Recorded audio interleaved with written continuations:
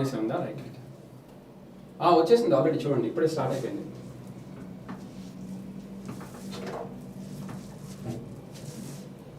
So hello everyone, good evening and welcome back to the live stream. అయితే ఇందాక ఒక link ఇచ్చాము, ఆ లింక్లో మీరు జాయిన్ అయ్యి వెయిట్ చేస్తూ ఉంటారు. బట్ స్టిల్ ఆ లింక్ ఏంటంటే అది ఓన్లీ మొబైల్ నుంచి ఇవ్వడానికి ఛాన్స్ ఉంటుంది. సో అయితే ఆ లింక్ కాకుండా లైవ్లో వచ్చేసేయచ్చు, మీరు డైరెక్ట్గా లైవ్లోకి వచ్చేయచ్చు. So let us discuss some important questions today. సో హోమ్లోకి వచ్చేసేసేయండి ఒక్కసారి మిత్రమా. ప్రతి ఒక్కళ్ళు కూడా లైవ్లో ఎవరైతే ఉన్నారో ఒక్కసారి ఈ లింక్ని షేర్ చేయండి. ఇందాక లింక్ని మీరు ఒకవేళ షేర్ చేస్తుంటే కొంచెం ఏమనుకోకుండా డిలీట్ చేసేసేయండి. The reason is very simple. ఇందాక ఇచ్చిన లైవ్ లింక్ మేము తయారు చేసింది అది మొబైల్ నుంచి యాక్సెస్ పెడతానికి. ఇప్పుడైతే మొబైల్ కాదు, సో ఇక్కడ కెమెరా నుంచి పెడుతున్నాం. సో కెమెరా నుంచి పెడుతున్నాం కాబట్టి ఒక్కసారి కెమెరా నుంచి పెడుతున్నాం కాబట్టి ఈ లింక్ని ఒకసారి షేర్ చేయండి. Yeah, good evening Supraja, welcome to the stream. Anusha, welcome to the stream మిత్రమా. So everybody welcome to the stream. Those who are new to the channel, don't forget to subscribe and share the link with all your friends. ఒక్కసారి లైవ్లో వచ్చిన ప్రతి ఒక్కరికి మిత్రమా thank you, ధన్యవాదాలు ధన్యవాదాలు. చక్క లైక్ కొట్టేస్తూ వచ్చేస్తున్నారు. Yeah, thank you Chandra, thank you Kalyani అయితే కాల్ చేసి మరీ వెయిట్ చేశారు. Venkataramana, thank you, welcome to the stream. Good evening once again, welcome to the stream all of you. మరి అయితే కంటిన్యూ చేద్దాం మిత్రమా ఇంకా.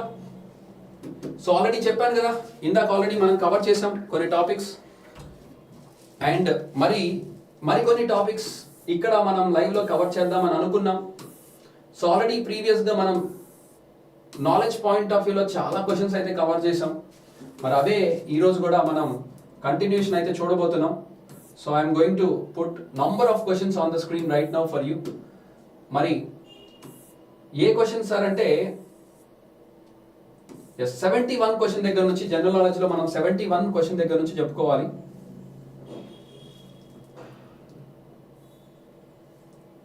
యా, ఈ తెలుగు వర్షన్ ఇంగ్లీష్ వర్షన్ రెండు కూడా మనకి వస్తాయి. సో మీరు కంఫర్టబుల్గా చూసుకోవచ్చు. Yes, doctor Linus Carl polling వ్యక్తిగతంగా 2 నోబెల్ బహుమతులను గెలుచుకున్న ఏకైక వ్యక్తి. సో ఎవరైతే 2 నోబెల్ ప్రైజెస్ గెలుచుకున్నారో doctor Linus Carl Pauling. So ఆయన 2 నోబెల్ ప్రైజెస్ గెలుచుకున్నారు. వేటి ఏ సంవత్సరంలో ఆ 2 గెలుచుకున్నారని ఇక్కడ question. So very interesting bit. So ఎంతమందికి తెలుసు నోబెల్ ప్రైజెస్ గురించి? చాలా మంది మీలో ఆన్సర్ చేస్తారు, నాకు తెలుసు ఖచ్చితంగా. ఎస్, వెయిట్ చేస్తున్నందుకు థ్యాంక్ యూ మిత్రమా. యాక్చువల్గా ఇప్పుడు ప్రతి ఒక్కరు those who are waiting, welcome to the stream. So chemistry in 1954 and peace prize in 1962. So 2 Nobel prizes గెలుచుకున్నారు. 1954లో శాంతి బహుమత వైద్య శాస్త్రంలోన, రసాయన శాస్త్రంలోన, భౌతిక శాస్త్రంలోన. నెక్స్ట్ 1962లో ఇయర్స్ అయితే కన్ఫర్మ్, 1954 అండ్ 1962. మరి ఎప్పుడు ఏమొచ్చింది? ఏ అంటారా, బి అంటారా, సి అంటారా? సుప్రజ దుమ్ము రేపుతున్నారు ఈరోజు. సో సి అని టైప్ చేశారు, వెంటనే చంద్ర కూడా సి అని అంటున్నారు. Yes, that's right, excellent. 1954లో రసాయన శాస్త్రం, మరియు అదేవిధంగా 1962లో చూసుకున్నట్లయితే peace prize. So very good. So దీనికి ఎక్స్ప్లెనేషన్ కూడా ఉంది, మీరు చూసుకోవచ్చు. Doctor Louis Carl Pauling is the only person to have won 2 Nobel prizes individually for chemistry in 1954 and peace prize in 1962. He is the one of the 4 individuals to have won more than 1 Nobel prize. The others being, ఇది already మనం ఇలాంటి క్వశ్చన్ని గతంలో చెప్పుకున్నాం. Next question, free market అని economy point of వ్యూలో దేన్ని అంటారు? సో ఫ్రీ మార్కెట్ అని ఎకానమీ పాయింట్ ఆఫ్ వ్యూలో, స్వేచ్ఛ మార్కెట్ అని దేన్ని అంటారు? మరి ఎకానమీని చించుతా తోపు తురుము అన్నారు కదా, ఎంతమంది ఆన్సర్ చేయగలరో చూద్దాం. సో ఎన్ని గుంట నక్కలు ఎకానమీ క్వశ్చన్కి ఆన్సర్ చేస్తాయో చూద్దాం. గుంట నక్కలు ఇప్పుడు మన లైవ్లో లేవులేండి, సో కంగారు పడాల్సిన అవసరం లేదు. సర్వీసులు రావమ్మా అంటే ఏంటి సార్ అంటే ఈ ఉన్నోళ్ళందరూ మనోళ్ళు కాదు సార్, వీళ్ళు ఎక్కడెక్కడో ర్యాంకులు కొడితే అవన్నీ మనం వేసేసుకుంటున్నాం సార్ అని చెప్తా ఉంటాయి. యా సరే, ఏది ఏమైనా మరి ఆన్సర్ ఏంటి? ఫ్రీ మార్కెట్ అని దేన్ని అంటారు? Free market. నమస్తే సార్, ఫ్రీ మార్కెట్ అని దేన్ని అంటారు సార్? మరి చెప్పాలి. ఫ్రీ మార్కెట్ అని దేన్ని అంటారు సార్? Yes, a condition in the international market where nations do not impose custom duty or other taxes on import of goods. అంటే దిగుమతి చేసుకునేటువంటి దేశం ఏదైతే ఉందో ఇంపోర్ట్ డ్యూటీస్ ఇలాంటివి ఏవి సో ఎగుమతి చేసే దేశం మీద వెయ్యదు అని అంటున్నారు. ఏ అంటే అప్పుడు ఫ్రీగా ఇష్టం వచ్చినట్టు స్వేచ్ఛగా మార్కెట్ చేసుకోవచ్చు కదా అని ఏ అని అనుకుంటారు. మీరు అలా అనుకుంటారనే ఆప్షన్ ఇచ్చారు. ఇది మ్యాక్రో లెవెల్ కాదు, మైక్రో లెవెల్లో కూడా థింక్ చేయండి. మైక్రో మ్యాక్రో అని 2 లెవెల్స్ ఆఫ్ ఎకానమీ ఉంటాయి.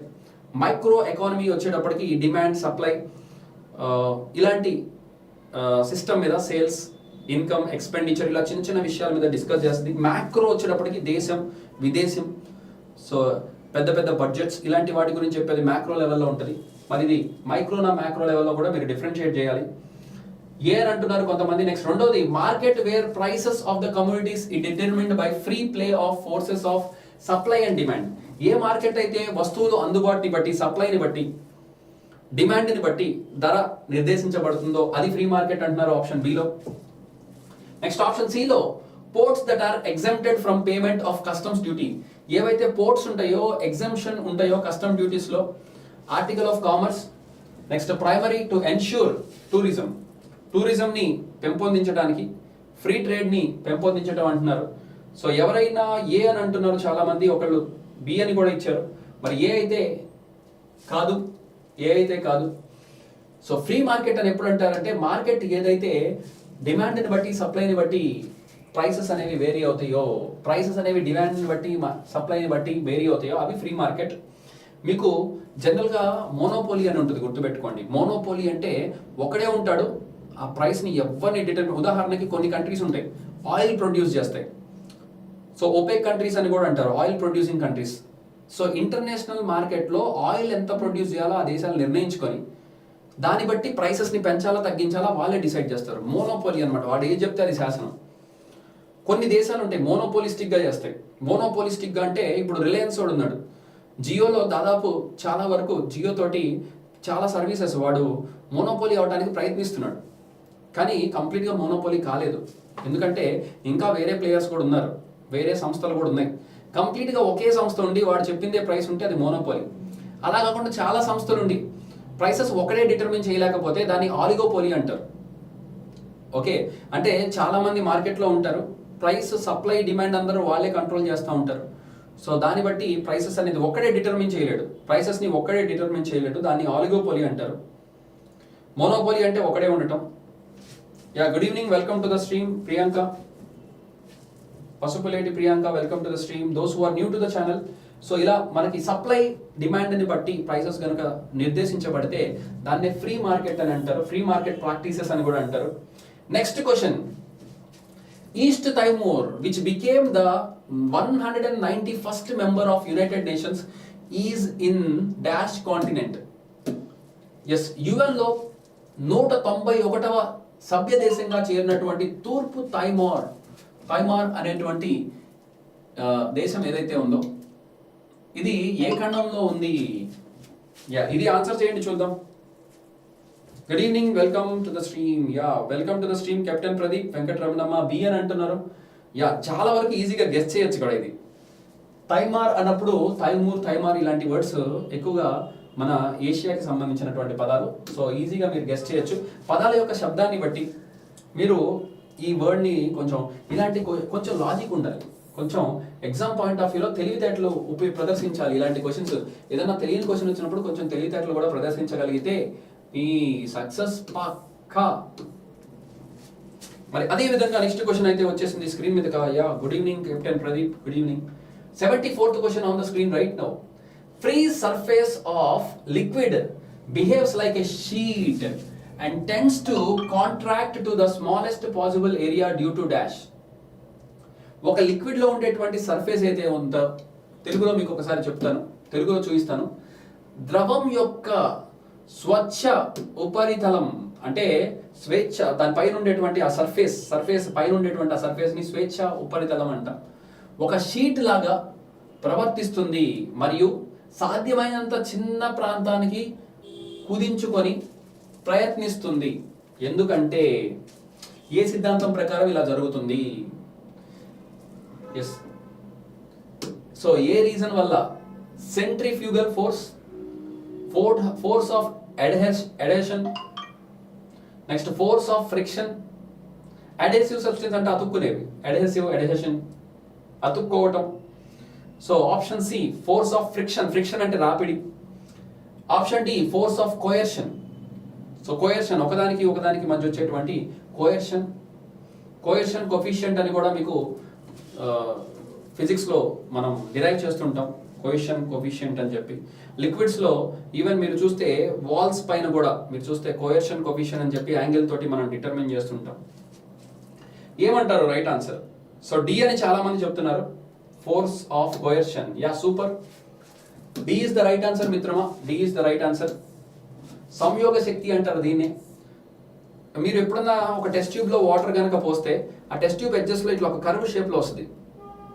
మీరు దాన్ని కూడా గమనించవచ్చు. ఫిజిక్స్ లో మీరు గమనిస్తూ ఉంటారు. లిక్విడ్స్ లో పోసినా కూడా మీకు దీన్నే సంయోగ శక్తి అని అంటారు. దీన్నే ఇంగ్లీష్ లో ఏమంటారంటే ఫోర్స్ ఆఫ్ కోయర్షన్ అంటారు. ఫ్రిక్షన్ కాదు, ఫ్రిక్షన్ అనేది రాపిడి, లిక్విడ్ కి దానికి సంబంధం లేదు.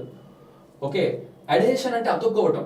అడేషన్ ఎక్కడ వస్తుంది అంటే మీకు అతుక్కునే దాని అయస్కాంతాల దగ్గర అతుక్కునే దగ్గరలో మీకు అడేషన్ అనేది గమ్ యూజ్ చేసినప్పుడు యూజ్ చేస్తారు. నెక్స్ట్ సెంట్రిఫ్యూగల్ ఫోర్స్, సెంట్రిఫ్యూగల్ అని చెప్పి తిరిగే దానికి వచ్చేటువంటి ఫోర్స్ కి మనం అది గమనిస్తూ ఉంటాం. సో ఫిజిక్స్ లో కనుక మీకు కొంచెం నాలెడ్జ్ ఉంటే, yes, free surface of the liquid behaves like a sheet and tends to contract to the smallest possible area due to the force of cohesion. Okay, the force of coercion is defined as the force of attraction between molecules of the same substance. So attraction between the molecules of the same substance, దాన్ని coercion అని అంటాం. Okay, surface tension అని, coercion అని, viscosity అని. So edges లో వచ్చేదాన్ని viscous force అని అంటాం, విస్కాసిటీ అని అంటాం. అదే ఒక వాటర్ కానీ ఏదైనా ఒక సబ్స్టెన్స్ లిక్విడ్ తీసుకుంటే దాని మీద ఏదైనా కొంచెం ఒత్తిడి పడితే కోయర్షన్ వల్ల అక్కడ లోపల ఉన్న పార్టికల్స్ అన్ని దగ్గరకు వచ్చి దానికి వ్యతిరేకమైనటువంటి ఫోర్స్ని తీసుకొస్తాయి. మళ్ళీ బాయన్సీ వేరు, బర్నౌలీస్ థియరంలో వస్తుంది. బాయన్సీ అంటే ఒక పడవని కానీ ఏదైనా ఒక సబ్స్టెన్స్ని మీరు ప్లేస్ చేస్తే దాన్ని వెయిట్ని డిస్ప్లేస్ చేయడానికి ఏదైతే ఫోర్స్ యూజ్ చేస్తుందో దాన్ని మనం బర్నౌలీస్ బాయన్సీ అని అంటాం. అట్లా చాలా అంశాలు ఉన్నాయి. ఆ టాపిక్ వచ్చినప్పుడు చెప్పుకుందాం. నెక్స్ట్ వెరీ ఇంట్రెస్టింగ్ క్వశ్చన్, హిస్టరీకి సంబంధించింది. గోపాలకృష్ణ గోఖలే. సో గోపాలకృష్ణ గోఖలే, సో వీటిల్లో వేటికి సంబంధించినటువంటి విషయాలు ఆయన పాయింట్ ఆఫ్ వ్యూలో కరెక్ట్? సో గోపాలకృష్ణ గోఖలే గారి పాయింట్ ఆఫ్ వ్యూలో వీటిలో చెప్పబడినటువంటి ఏ పాయింట్స్ని మనం కన్సిడర్ చేయొచ్చు? ఈరోజు తక్కువసేపే పెడతాను మిత్రమా లైవ్, ఎందుకంటే ఆల్రెడీ ఇంగ్లీష్ చాలాసేపు లైవ్ తీసుకున్నాను ఈరోజు. సో ఇవి ఓన్లీ ఒక 10 క్వశ్చన్స్ డిస్కస్ చేస్తాను.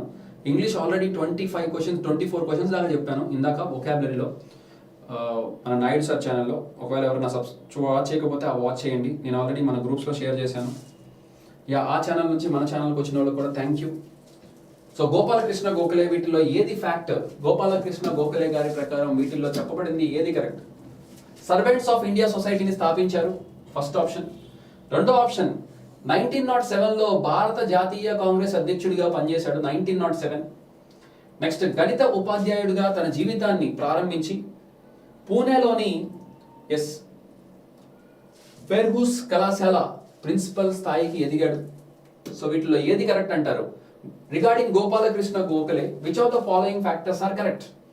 Founded the servants of India society, served as the president of the Indian National Congress session in 1907, started as a maths teacher and rose to the position of principal of Ferguson College, Pune. Ferguson College, Pune lo kuda. So D అని అంటున్నారు Chandra. Yeah, D, all of the above is correct. So servants of India society పెట్టినటువంటి వ్యక్తి Gopal Krishna Gokhale. And ఆయన Indian National Congress 1907లో కూడా ప్రెసిడెంట్గా వహించాడు. And as a maths టీచర్గా ఆయన కెరియర్ని స్టార్ట్ చేసి ప్రిన్సిపల్గా ఎదిగారు ఫెర్గ్యూసన్ కాలేజ్ పూణేలో. He's a social reformer who founded the separate servants of India society. So ఈయన ఈ ఆర్గనైజేషన్ని ఎందుకోసం చేశారంటే ఎవరైతే అన్ప్రివిలేజ్డ్ పేదవాళ్ళు ఉన్నారో వాళ్ళ అభ్యున్నతి కోసం ఆయన చాలా ప్రాకులాడారు, చాలా కష్టపడ్డారు. He worked for the upliftment of the poor people. Gopalakrishna Gokhale అని గుర్తుపెట్టుకోండి, very nice personality. So he worked for the well upliftment of the society, especially for the poor people. So మనకి బ్యాటరీ కూడా కొంచెం లోగా ఉంది కెమెరాలో, ఎప్పుడైనా ఆగిపోవచ్చు. మాక్సిమం 10 క్వశ్చన్స్ కవర్ చేద్దాం ఈ లోపల అనేది మన ఇంటెన్షన్. 80 క్వశ్చన్స్ కంప్లీట్ అయిపోతే రిలాక్స్. అక్కడ నుంచి ఎన్ని ఎక్స్ట్రా క్వశ్చన్స్ వస్తే బ్యాటరీ ఎంతవరకు వస్తే అంతవరకు కంటిన్యూ చేద్దాం. అండ్ లైక్ కొట్టడం మర్చిపోయిన వాళ్ళు లైక్ కొట్టండి లైవ్లో ఉండి. లైక్స్ అయితే ఫుల్గా వచ్చేసినాయి. తర్వాత వాచ్ చేయాలి అనుకునే వాళ్ళు సేవ్ చేసుకోండి. ఇక్కడ సేవ్ ఆప్షన్ ఉంది కదా, సేవ్ ఆప్షన్ క్లిక్ చేసి జీకేకి సంబంధించింది సేవ్ చేసుకోండి. ఇంగ్లీష్ చెప్పినప్పుడు ఇంగ్లీష్లో సేవ్ చేసుకోండి, జీకే చెప్పినప్పుడు జీకేలో సేవ్ చేసుకోండి. సో దట్ మీకు అన్ని సేవ్ అయి ఉంటాయి. మన కంటెంట్ కావాలి ఎలా అనేది పక్కన పెట్టేసేయండి. GNLF stands for GNLF, gross national liberation form. Gorkha national liberation front. Option A and B రెండు. సో GNLF అనేది ఇది ఇంగ్లీష్లోనే వినాలి, ఇంగ్లీష్లో వింటేనే మీకు క్లారిటీ వస్తుంది. B అని అంటున్నారు, Gorkha national liberation Front. Super మిత్రమా, super. Venkataramanamma excellent. Gorkha national liberation Front అని అంటారు GNLF. So Gorkha National GNLF stands for Gorkha national liberation Front. Is political party in the Darjeeling district of West Bengal. So ఇదేంటి అంటే డార్జిలింగ్ డిస్ట్రిక్ట్ ఆఫ్ వెస్ట్ బెంగాల్లో ఇది ఒక పొలిటికల్ పార్టీగా కూడా కన్సిడర్ చేయొచ్చు.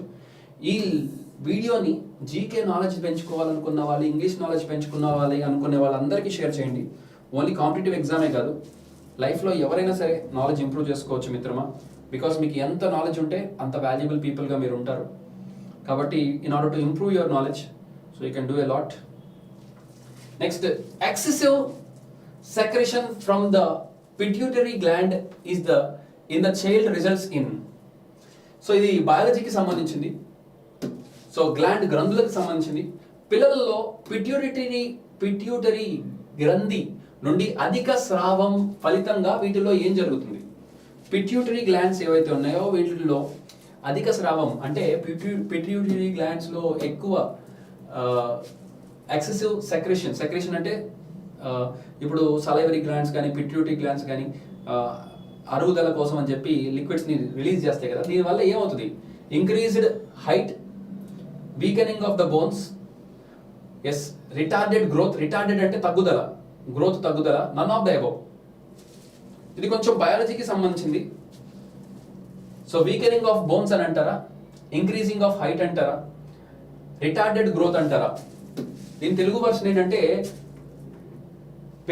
పెరిగిన ఎత్తు పెరుగుతారు పిట్యూటరీ గ్లాండ్స్ కనుక అధికంగా స్రవిస్తే. ఎముకలు బలహీనపడతాయి, రెండో ఆప్షన్. పెరుగుదల మందగిస్తుంది, మూడో ఆప్షన్. పైన పేర్కొన్నవన్నీ జరుగుతాయి, ఆప్షన్ డి. ఏ అని చెప్తున్నారు చాలా మంది. ఎత్తు పెరుగుతారు. పిల్లలు గ్రోత్ అవ్వాలి అంటే, ఇంక్రీజ్డ్ హైట్ కావాలి అంటే excessive secretion from the pituitary glands అనేది జరగాలి చిల్డ్రన్ లో. దానివల్ల ఎత్తు పెరిగే అవకాశం ఉంది. గుర్తుపెట్టుకోండి, మంచి బిట్. జీకే ఎస్ఎస్సిలో ఇచ్చారు, ఈ ప్రీవియస్ ఎగ్జామ్ లో ఈ బిట్ చాలా ఎగ్జామ్స్ లో రిపీట్ అవుతూ ఉంటది. Okay, hope you all are watching this content and sharing with all your friends. Next question on the screen right now is Fahen అనేటువంటి వ్యక్తి ఎవరు? Very interesting bit. ఫాహెన్ అనేటువంటి వ్యక్తి ఎవరు? Who is he?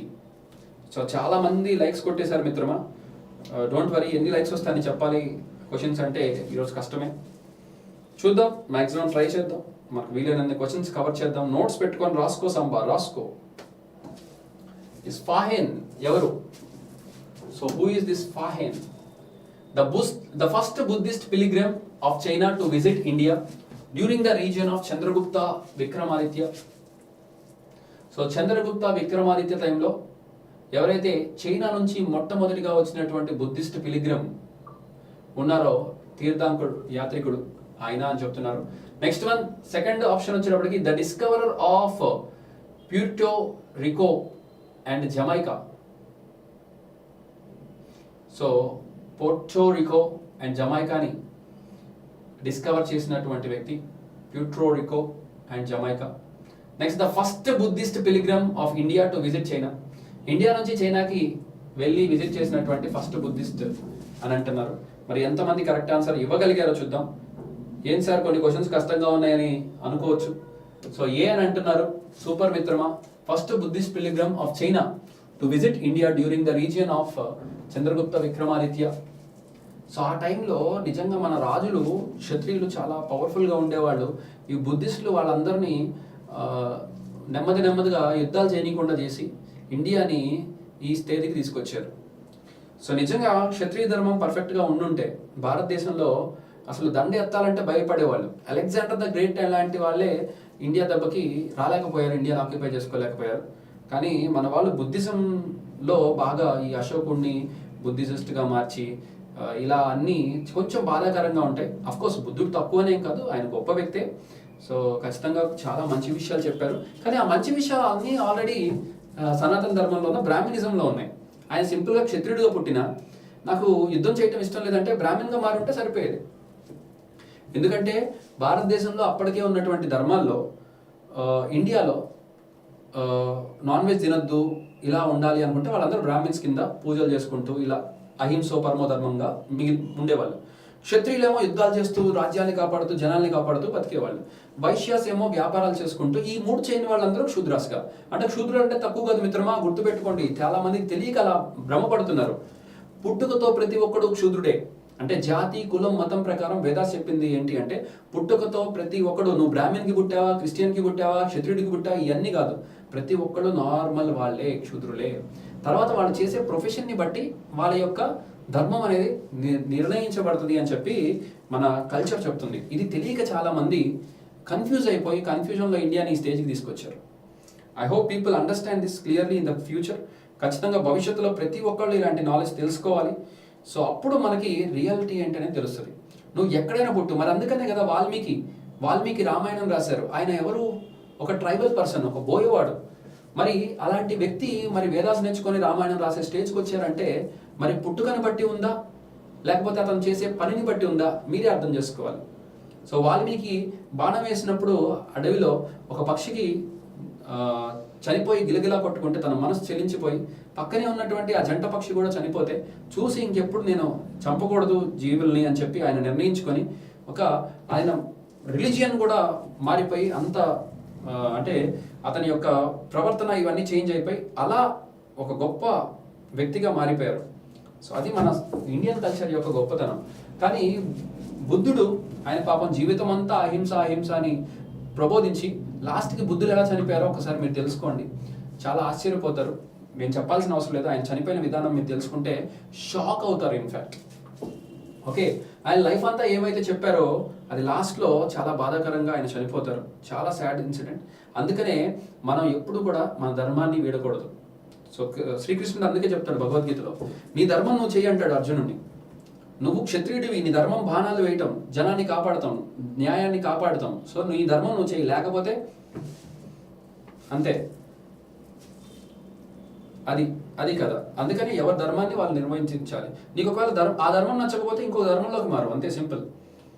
ఓకే, అలా మన ఇండియన్ గొప్పతనం ఉంది. సో ఎప్పుడు కూడా ఇండియన్స్ ఇలాగే ఉండాలి అలాగే ఉండాలని లేదు మిత్రమా, అలా లేదు. ఓకే, ఒక కాటి కాపాడు శ్మశానంలో చేసే పని కూడా చాలా గొప్పది. ఒక బ్రాహ్మణి ఎలా అయితే గుళ్ళో ఉండి పూజలు చేస్తాడో గొప్పగా, దానికంటే ఎక్కువ శివుడు నేను శ్మశానంలో ఉంటాను అని చెప్తాడు. ఒంటి నిండా బూడిద రాసుకుంటాడు. అది కదా శివుడు మనకి ప్రబోధిస్తుంది. నేను శ్మశానంలో ఉంటాను అంటే నేను క్షుద్రుని అంటే నేను తక్కువ కాదు కదా, శివుడు తక్కువ కాదు కదా. సో అది మనం అర్థం చేసుకోవాలి. అంటే చేసే పనిని మనం అర్థం చేసుకుంటే ప్రతి పని గొప్పదే. ఒక వ్యక్తి చనిపోయిన తర్వాత అతన్ని కాల్చడం అనేది చాలా గొప్ప పని. శ్మశానంలో బాడీ అట్లా కాలుతూ వేడికి లెగుస్తూ ఉంటే గట్స్ ఉండాలి దాన్ని కంట్రోల్ చేయాలంటే. మరి ఆ ప్రొఫెషన్ ఎంత గొప్పది. ఓకే, అది మిత్రమా, అది. సో అందుకని ఒక మనిషి నిజంగా చనిపోయినప్పుడు అతని దగ్గర ప్రతి ఒక్కళ్ళు నిజం చెప్తారు, అతని దగ్గర ప్రతి ఒక్కళ్ళు సింపతి చూపిస్తారు. మరి అది కదా చావుని అంత గొప్పగా తీసుకుంటారు. అందుకనే ఓకే, సో అది దాని యొక్క గొప్పతనం. నెక్స్ట్ క్వశ్చన్ ఏ అని పెడుతున్నారు. చూద్దాం మిత్రమా. In which year of first world war Germany declared war on Russia and France? So world వార్లో ఫస్ట్ వరల్డ్ వార్లో జర్మనీ ఏ సంవత్సరంలో రష్యా మీద ఫ్రాన్స్ మీద యుద్ధం? ఈ జర్మనీకి మామూలు ఆశ కాదు. సో ఆశకి హద్దు ఉండాలి అంటారు చూసారా, జర్మనీకి అది లేదు. సో ఆశకి హద్దు ఉండాలి అని క్లియర్గా చెప్తూ ఉంటారు మన పెద్దవాళ్ళు. సో కొన్ని హద్దులు మనం తెలుసుకోవాలి. ఆ హద్దు లేకుండా జర్మనీ మరీ అసలు రష్యా ఎంత ఉంది, జర్మనీ ఎంత ఉంది, రష్యా టెక్నాలజీ ఎక్కడ, Austria Hungary, France, Europe, British అన్నీ ఆక్యుపై చేస్తారంట, ప్రపంచాన్ని గెలుస్తారంట. అలెగ్జాండర్ చేయలేదు నేను చేస్తా అనుకున్నాడు, కానీ చివరికి ఏమైపోయింది? ఓకే, బంకర్లో చనిపోవాల్సి వచ్చింది, సూసైడ్ చేసుకొని. అది మన హిట్లర్ యొక్క కథ. మరి జర్మనీ హిట్లర్ ఏం చేశాడంట? వరల్డ్ వార్ 1లో ఏ సంవత్సరంలో డిక్లేర్ చేశారు? ఏ అని అంటున్నారు 1914. సూపర్ మిత్రమా, అద్దరు కొట్టారు మీరు. ఎస్, పృథ్వీ సూపర్ సూపర్ మిత్రమా. సుప్రజ ఎక్సలెంట్. వెంకటరమణమ్మ బి అన్నారు. ఒక ఇయర్ తోటి 1914 గుర్తుపెట్టుకోండి, చాలా ఈజీ. 1914 ఇది easy bit and important bit కూడా. నెక్స్ట్ ICAO స్టాండ్స్ ఫర్ ఏమంటారు? కంటెంట్ నచ్చిన ప్రతి ఒక్కళ్ళు లైక్ కొట్టడం మర్చిపోవద్దు. సరదాగా ఎలా ఎలా ఎలా ఎంజాయ్ చేసుకుంటూ మనం 80 బిట్ వరకు వచ్చేసాం. సార్ 80 కంటే ముందు క్వశ్చన్లు 70కి ముందు ఎక్కడ ఉన్నాయి సార్ అంటే మన లైఫ్స్లో ఉంటాయి, పాత లైఫ్స్లో. ఎలా చూడాలో చెప్తాను, వీడియో ఎండ్ వరకు వాచ్ చేయండి. వీడియో ఎండ్ వరకు వాచ్ చేయండి. ప్రీవియస్ వీడియోస్ని ఎలా వాచ్ చేయాలి, ఈరోజు ఇంగ్లీష్ బిట్స్ మంచి చెప్పుకున్నాను మన నాయుడు సార్ ఛానల్లో, అవి ఎలా వాచ్ చేయాలి అన్ని క్లియర్గా చెప్తాను. వీడియో ఎండ్ వరకు వాచ్ చేయండి. 80A అని అంటున్నారు. ICAO stands for Indian corporation of agriculture organization. ICAO A అని ముక్త కంఠంతో అంతమంది ఏ చెప్పాక చెక్ చేయాలి అంటే wrong answer. So Indian corporation of agriculture organization కాదు మిత్రమా, ఏమనుకోవద్దు. ICAO ఒక్కసారి ట్రై చేయండి. Very very interesting bit. Institute of company of accountants organization. So international civil aviation organization. ICAO recent గా దీనికి సంబంధించిన చాలా న్యూస్ వచ్చింది. ICAO గురించి రీసెంట్ గా చాలా చర్చలో ఉంది, అందుకనే ఈ క్వశ్చన్ ఇవ్వడం జరిగింది. సి అని అంటున్నారు. ఎవరెవరు? Priyanka. Yes, international civil aviation organization. అందుకని రీసెంట్ గా చాలా సార్లు ఇచ్చారు, ఇది న్యూస్ లో చాలా సార్లు వచ్చింది. కాబట్టి మోస్ట్ ఎక్స్పెక్టెడ్ క్వశ్చన్ మిత్రమా. స్టార్ మార్క్ పెట్టుకో. రేపు ఎగ్జామ్ లో వస్తే నవీన్ సార్ ని గుర్తు చేసుకో ఎగ్జామ్ హాల్లో. మోస్ట్ ఎక్స్పెక్టెడ్ క్వశ్చన్ మిత్రమా. I can guess C sir. Supraja, super. ICAO international civil aviation organization. ఇది ఎందుకు ఇంత చర్చలో వచ్చిందంటే రీసెంట్ పాస్ట్ లో భారతదేశంలో ఫ్లైట్ క్రాష్ ఒకటి జరిగింది గుజరాత్లో, అహ్మదాబాద్ దగ్గర. మరి అదే విధంగా చాలా మంది ప్రాణాలు కోల్పోయారు, ఒకే ఒక వ్యక్తి బతికి బట్టగట్టాడు. అండ్ అదే విధంగా ఇండియాలో రీసెంట్గా ఏరోనాటిక్స్లో చాలా ఎక్కువ కొలాప్స్లు చూస్తున్నాం. అండ్ దాంతో పాటుగా రీసెంట్గా ఇండియాలో కూడా ఏరోనాటిక్స్కి సంబంధించినటువంటి చాలా రూల్స్ అండ్ రెగ్యులేషన్స్ అనేవి ఏవియేషన్లో చేంజ్ అయినాయి. సో దానివల్ల మనకి ఏదైతే కొన్ని కంపెనీస్ ఉన్నాయో అవి చాలా కష్టాలని ఫేస్ చేసినాయి రీసెంట్ పాస్ట్లో. కాబట్టి ఇంటర్నేషనల్ సివిల్ ఏవియేషన్ ఆర్గనైజేషన్ దాని యొక్క రూల్స్ ఏంటి అని చెప్పి రీసెంట్గా చాలాసార్లు వచ్చింది న్యూస్లో. కాబట్టి ఈ క్వశ్చన్ చాలా important. So ICAO stands for International civil aviation Organization. The International civil aviation Organization is UN specialised agency. ఇది యునైటెడ్ నేషన్ యొక్క special agency established by states in 1944. రాస్కో సంబా ఎక్స్ట్రా బిట్స్. 1944 అంటే దాదాపు మనకు అప్పుడు స్వాతంత్రం కూడా రాదు. అప్పటికే ఈ మన హిట్లర్ ఒకడు ఉన్నాడు. ఏరోప్లేన్స్, జపాన్ వాళ్ళు ఏరోప్లేన్స్, అమెరికా వాళ్ళు ఏరోప్లేన్స్, ఏవియేషన్లో మంచి నిపుణులుగా మారిపోయారు. సో అప్పుడు ఎస్టాబ్లిష్ చేయబడింది 1944లో. రెండో ప్రపంచ యుద్ధం ఎండ్ అయిన టైం అని గుర్తుపెట్టుకోండి, మీకు ఈజీగా గుర్తుంటుంది. To manage the administration and governance of the conversion of International civil Aviation. So Chicago Convention అని కూడా గుర్తుపెట్టుకోండి. చికాగో కన్వెన్షన్లో ఇది స్టార్ట్ చేశారు. Chicago Convention. Yes, Prithvi Harshit ఇన్స్టిట్యూట్కి ఎప్పుడు వస్తాను మిత్రమా. మండే అవ్వచ్చు, అంటే నెక్స్ట్ క్లాస్ షెడ్యూల్ చెప్తారు మీకు, డోంట్ వరీ. అయితే ఇంకా మళ్ళీ మండే ట్యూస్డే అంటే ఇంకా పండగ వచ్చేసింది కదా, ఇక పండగ అయ్యాక మనకి క్లాసులు పడవచ్చు. చూద్దాం. నాకు షెడ్యూల్స్ అయితే ప్రజెంట్ చాలా టైట్ షెడ్యూల్స్ ఉన్నాయి. 18th నుంచి ఒక 10 days వరకు చాలా పెద్ద షెడ్యూల్ ఉంది. అది ఒక పెద్ద ఆర్గనైజేషన్స్లో మనకి కమ్యూనికేషన్ స్కిల్స్కి సంబంధించి సిఆర్టీ ప్రోగ్రామ్స్కి సంబంధించి కొన్ని కాలేజ్ టైఅప్ ఉన్నాయి. అది ఒక 10 days ప్రోగ్రామ్ ఉంటుంది.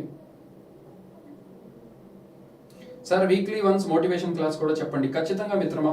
చంద్ర, యా షూర్. మీరు ఏ విధంగా అనుకుంటే ఆ విధంగా మిత్రమా. ఎలాంటి కంటెంట్ కావాలో చెప్పండి, అలాంటి కంటెంట్ రెడీ చేస్తాను. మీకోసం ఏమైనా చేస్తాను. అప్పుడప్పుడు మోటివేషన్ షార్ట్స్ కూడా చేస్తున్నాను, ఒకసారి చూస్తూ ఉండండి, యూస్ఫుల్గా ఉంటుంది మీకు. Yeah next question. ఈరోజు అయితే 80 టార్గెట్ పెట్టుకున్నాం, 80 రీచ్ అయిపోయాం మిత్రమా. మనం 80 టార్గెట్ పెట్టుకున్నాం, 80 అయితే రీచ్ అయిపోయాం. అండ్ 81 కూడా మూవ్ అయిపోయాం. India's first Technicolor film dash in the early 1950s was produced by. So భారతదేశంలో మొట్టమొదటి భారతదేశంలో 1950ల ప్రాంతంలో దేశపు మొట్టమొదటి టెక్నికలర్ చిత్రంని డాష్ ని నిర్మించారు. సో ఎప్పుడు అంటే 1950sలో. ఇదేమన్నా ఆన్సర్ చేయగలరా? Yeah good evening sir. 80 కదా సార్ మన టార్గెట్. మరి లైక్స్ కూడా బాగా వచ్చినాయి కాబట్టి ఈరోజు మనం రెగ్యులర్గా పెట్టుకునే 50 టార్గెట్స్ లైక్ అయితే రీచ్ అవ్వలేదు. ఎందుకంటే ఈరోజు టైమింగ్స్ కొంచెం నేను 9 o'clock అనే ఇచ్చాను ఫస్ట్. కానీ అనుకోకుండా మనకి మైపాల్ రెడ్డి సార్ యాక్చువల్గా తీసుకునే వాళ్ళ క్లాస్ అనుకోకుండా నేను కంటిన్యూ చేయాల్సి వచ్చింది. నేను 9 o'clock అందుకనే పెట్టాను ఫస్ట్ షెడ్యూల్. బట్ స్టిల్ ఇంకా టైం కుదిరింది కదా అని చెప్పి కంటిన్యూ కొట్టేశాను. Okay, so I hope you got good information from today's video. ఈరోజు అయితే ఎక్కువ క్లాస్ తీసుకోవట్లా. ఈ క్వశ్చన్ తోటి మనం కంక్లూడ్ చేసేద్దాం ఈరోజు క్లాస్ని. తర్వాత లాస్ట్లో చెప్తానని చెప్పానుగా ఇంపార్టెంట్ థింగ్స్ అవి చెప్తాను. And close with a nice motivation. Yes, right answer ఏమంటారు? ఏ అని చెప్తున్నారు. మీర్జా గలీబ్ కాదు మిత్రమా. అయితే మీరు పేరు చూసుకోవాలి.